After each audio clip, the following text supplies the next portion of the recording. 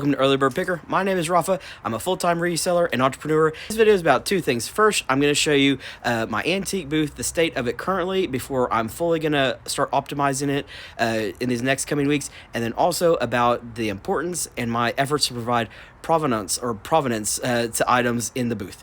Here we go.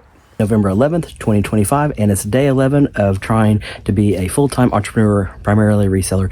I'm currently in my booth, and I just want to show what my booth looks like before I change it too much, my optimization of all my business practices. This is my booth. It's a corner booth. It's 8x8. You can see I've already kind of started changing some things. I have at home made some new price tags for all the stuff that I'm going to be repricing today, just to get it to, items closer to 50 to 60% of what eBay is. And as you can see, I have a lot of work to do. This section in particular, you can see every inch of your booth you want to be have items for sale so that you're not paying for space that you're not using. This is my community board that I just added. It says, what's your all-time favorite find that's part of your collection? Put a picture of myself with my Johnny Cash poster. This is my all-time best pick, an authentic 1969 Johnny Cash movie half-sheet poster, very rare. And then I put some push pins and post-it notes for other people to add. That was just yesterday when I did that. And so here's what my booth looks like prior to kind of changing it.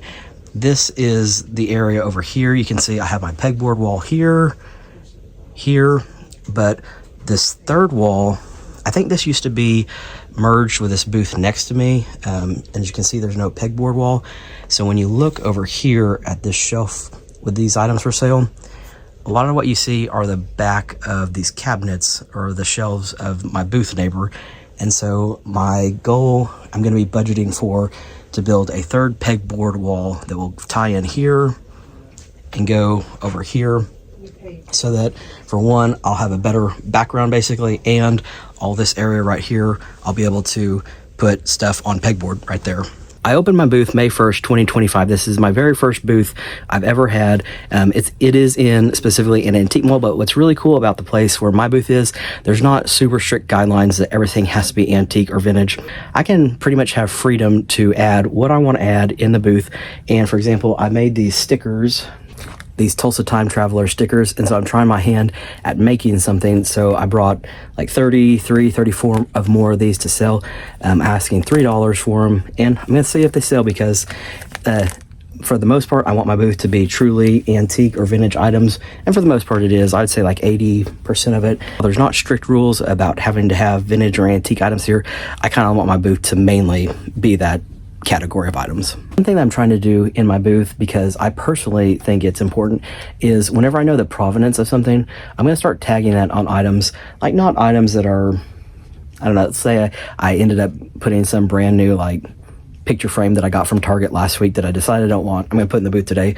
I'm not going to put provenance history on that, but say for example this Stickley chair right here.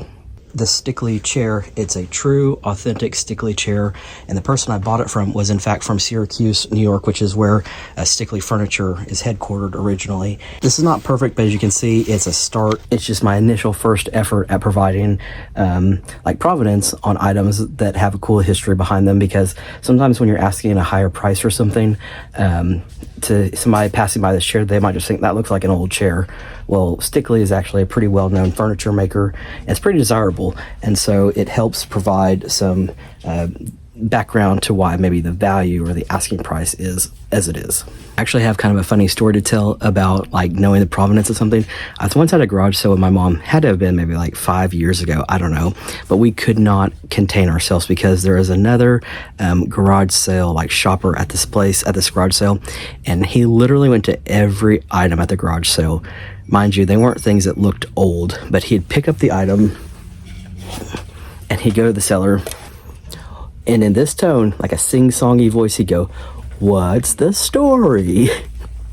The owner was just like, "I got that at Walmart 2 years ago and I just don't use it." And then he'd put it down like totally upset because he was looking for, he'd pick up another item. He'd go, "What's the story?" And again, the owner of the garage sale would give some disappointing answer, and he'd just totally put it down like dejected. And so some people, when they buy stuff, they want to know the provenance, the history, the background, the story behind the item. And so if I know it, I'm going to start providing it because, for example, this bird cage that I have here, it came from a sale in a place called Monkey Island, Oklahoma. That alone is kind of cool. And so I put that on that tag. I know in my previous video I said that the next video I'd be putting out talking about laying out a visual map ecosystem of your entire reselling or entrepreneur business. That video is coming, but I realized that it's being November 11th and it is prime shopping season for people that are picking up holiday gifts, Christmas gifts, and so I prioritized optimizing my booth this week. That video is definitely in the works, but right now I didn't want to miss a chance to show you how I'm optimizing my booth because I think that's valuable too. Thanks so much for watching this episode of Early Bird Picker. As always, I'll see y'all in the next video.